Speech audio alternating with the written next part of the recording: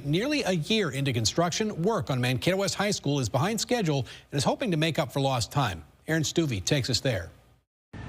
It's been nearly a year since construction began on West High School, and there's still a lot to do. Crews are in the middle of installing the new entrance to the building and the new gym into the back. Progress is a bit behind from where it was planned 1 year ago, but crews are hopeful that this stretch of good weather will help get things back on track. And that's basically due to some of the weather conditions that we had this summer with rain and that kind of stuff.